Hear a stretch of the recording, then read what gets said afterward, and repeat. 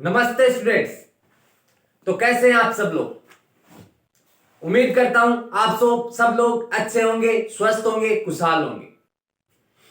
कल जो आपका पेपर था assessment of children with development disability, paper बहुत ही आसान आया था और जो पेपर मैंने बताया था उसमें से लगभग 90% क्वेश्चन आए थे। एनआरटी सीआरटी जो मैंने अच्छे से समझाया था वो पेपर में ऐसा का ऐसा पूछा गया था। फुल फॉर्म्स यूज की आई थी और उसका एक क्वेश्चन भी आया था। तो उम्मीद करता हूं आपने वो पेपर अच्छे से किया होगा।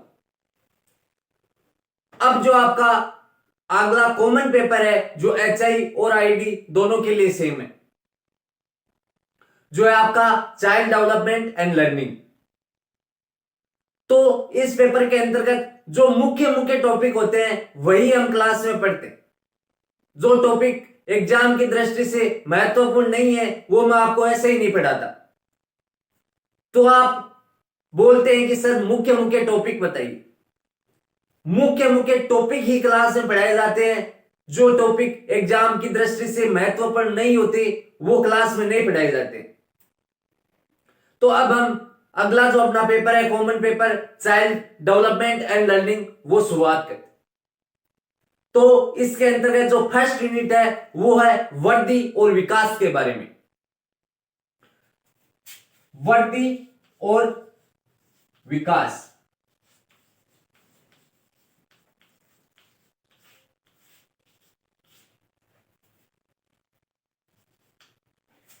Growth and development. तो ग्रोथ और डेवलपमेंट होता क्या है। अगर इसमें से 2 नंबर का क्वेश्चन आएगा तो इन दोनों की परिभाषा आएगी, और अगर 5 नंबर का क्वेश्चन आएगा तो इन दोनों में अंतर पूछेगा। तो जब आपको ग्रोथ एंड डेवलपमेंट के बारे में पता है तो आप उसको परिभाषित भी कर दोगे, उसके अंदर अंतर भी लिख दोगे। तो सबसे पहले वृद्धि क्या होती है। जैसे नाम से स्पष्ट है वृद्धि, यानी वृद्धि जो होती है वो निरंतर बढ़ती।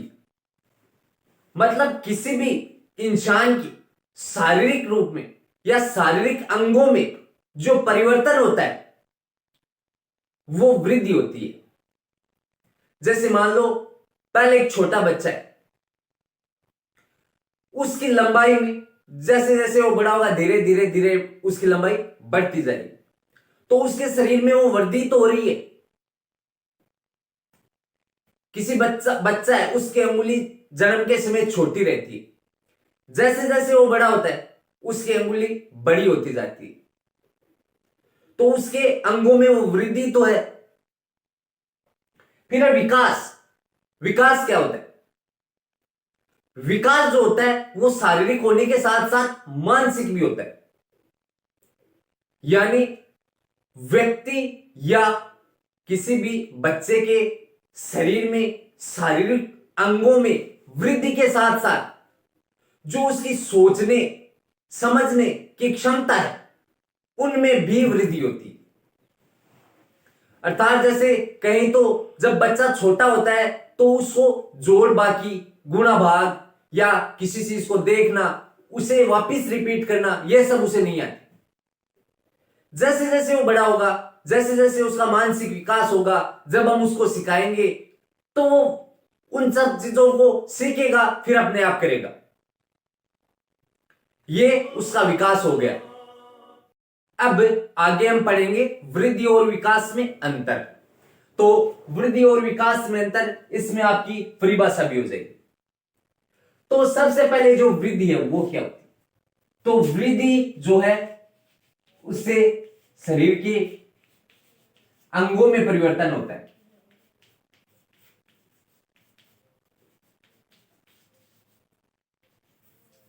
यानी चेंज इन बॉडी पार्ट्स। फिर जो विकास है वो क्या होता है। विकास से शरीर के अंगों में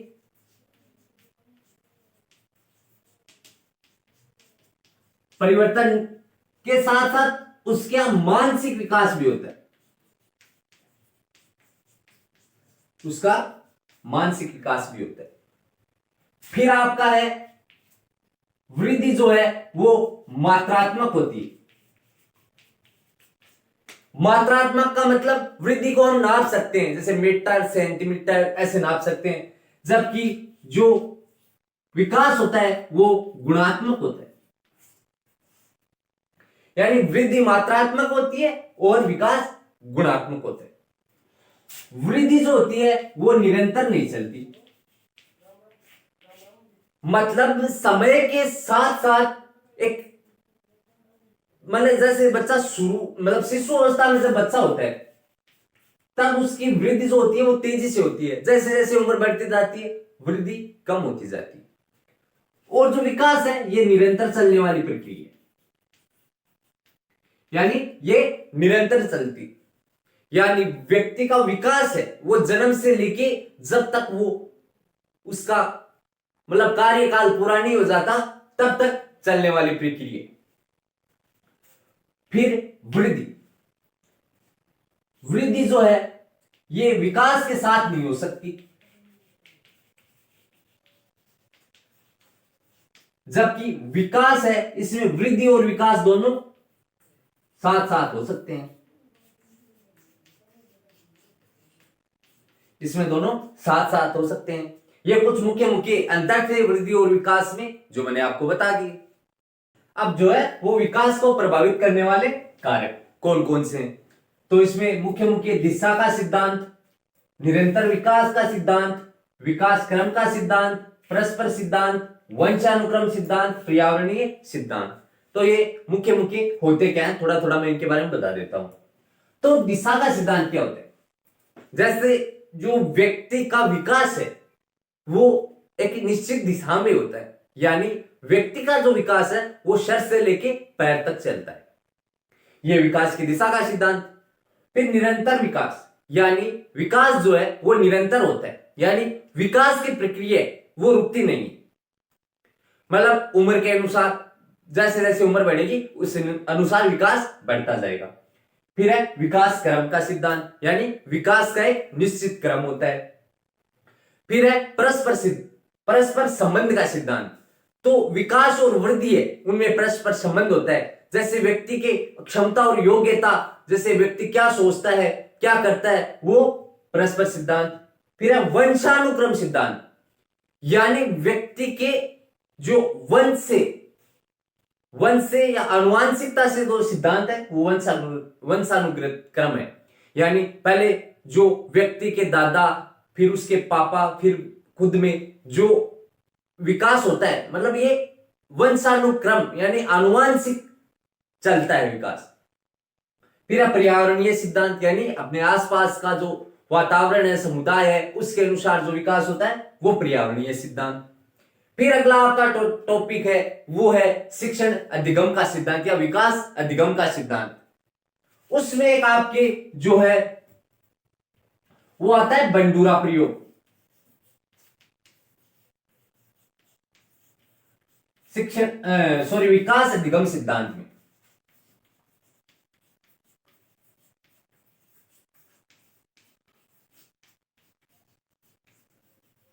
ये अभी तक पूछा तो नहीं गया, क्या पता इस बार पूछ ले। तो बंडूरा प्रयोग क्या है, जो बंडूरा था उसने एक बच्चे पे एक्सपेरिमेंट किया, उसने उसको 3 पिक्चर दिखाई, जिसमें से पहली जो थी वो सोशल इश्यू पे आधारित थी, यानी सामाजिक मुद्दे से आधारित थी। दूसरी जो पिक्चर थी वो लव पे आधारित थी, यानी प्रेम पे आधारित थी। तीसरी जो पिक्चर थी वो थ्रिलियर थी, यानी घटना पे आधारित थी या हिंसा पे आधारित थी। तो उसने उस बच्चे को ये 3 मूवी दिखाई या 3 कहानियां सुनाई। तो जब पहली जो थी सोशल इश्यू वाली मूवी थी उसको जब बच्चे ने देखा तो बच्चे के पास जो गुड़िया रखी हुई थी उसने उस गुड़िया से बातचीत करनी शुरू कर दी। ये जो पिक्चर दिखाई तब उसने गुड़िया से प्रेम करना शुरू कर दिया। ये जब पिक्चर दिखाई थ्रिलियर या हिंसा पे आधारित तो उसने उस गुड़िया की गर्दन मरोड़ दी। तो इससे निष्कर्ष क्या निकला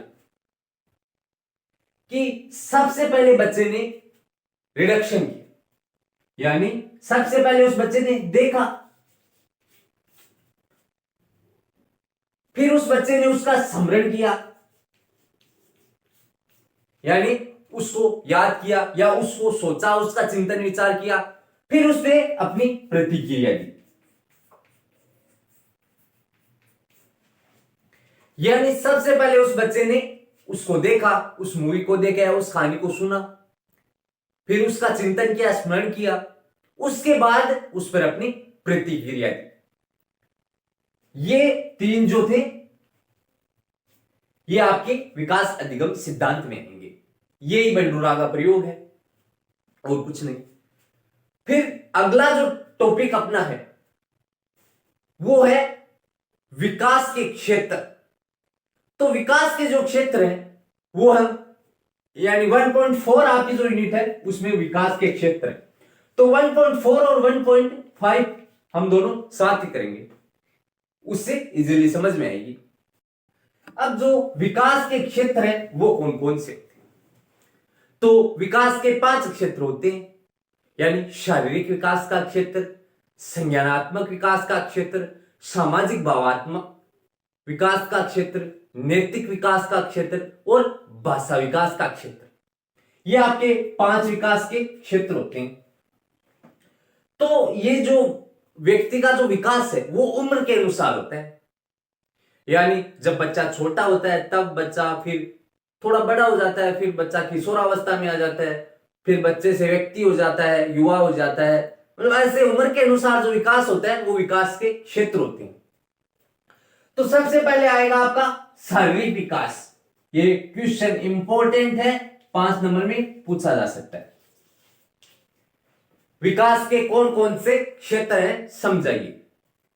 तो विकास का जो पहला क्षेत्र है वो है शारीरिक विकास का क्षेत्र। इसके अंतर्गत क्या होता है कि बच्चे के शरीर के आकार और ताकत में परिवर्तन होता है, यानी उसकी लंबाई बढ़ती है, उसका वजन बढ़ता है। यह सब होता है आपके शारीरिक विकास में, यानी व्यक्ति की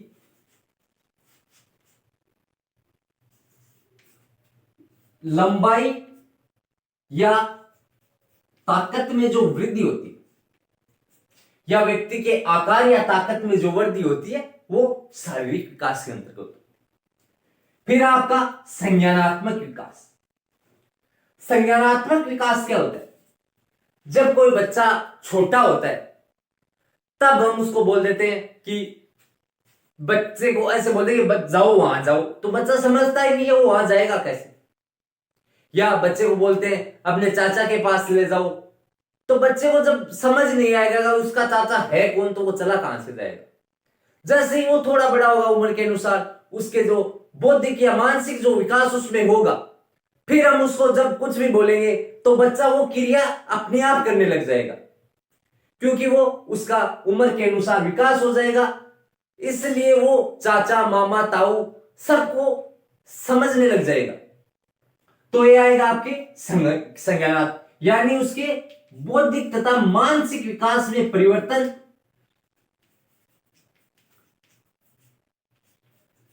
परिवर्तन से जो उसके स्मरण या याद करने की जो शक्ति है उसमें परिवर्तन या उसमें विकास संज्ञानात्मक विकास होता है। फिर अगला आपका है भावात्मक विकास। भावात्मक विकास यानी व्यक्ति के भावों में परिवर्तन होता है। जैसे इसको उदाहरण से समझे तो जब बच्चा छोटा होता है, तो जब बच्चा छोटा होता है उसको गुस्सा आता है या वो किसी से नाराज होता है तो वो रोता है। फिर जब वो थोड़ा थोड़ा बड़ा होता है, फिर अगर वो किसी से नाराज होता है तो वो रोता नहीं है, यानी किसी व्यक्ति से नाराज होता है तो व्यक्ति से नजर नहीं मिलाता या उससे बात नहीं करता, यानी अपनी नाराजगी जो है वो अलग तरीके से व्यक्त करता है। ये आ गए उसके भावात्मक विकास में, यानी उसके भावों में परिवर्तन। फिर अगला आपका नैतिक विकास। नैतिक विकास जो है वो मुख्य तौर से युवावस्था में होता है, यानी कि जब बच्चा युवावस्था में आ जाता है तब उसको जो उसके किशोरावस्था के अनुसार जो सोच है उस सोच में परिवर्तन होता है, यानी उसको अपनी सामाजिक अधिकारों का पता लगता है, स्वतंत्रता से जीने का पता लगता है। वो जो परिवर्तन है वो नैतिक विकास के अंतर्गत आते हैं। फिर अगला आपका है भाषा विकास, यानी व्यक्ति की भाषा में जो विकास होता है वो भाषा विकास होता है। यानी जब बच्चा छोटा होता है उसको बोलने के तरीके का नहीं पता होता, जैसे जैसे वो बड़ा होता है उसमें विकास होता है, उसका मानसिक विकास होता है, तो बच्चे की जो बोलने का जो तरीका है, जो ढंग है, जो परिवर्तन है वो ऑटोमेटिक चेंज हो जाता है। फिर उसको बड़ों से छोटों से बात करने का जो तरीका होता है या जो उसकी भाषा होती है बोलने की, उसमें जो विकास होता है वो भाषा विकास होता है। यह था आपका थर्ड पेपर का पहला यूनिट। उम्मीद करता हूं आप लोगों को ये अच्छे से समझ आया। इसका जो मेन जो पूरा जो पीडीएफ है वो मैंने टेलीग्राम पे डाल दिया है।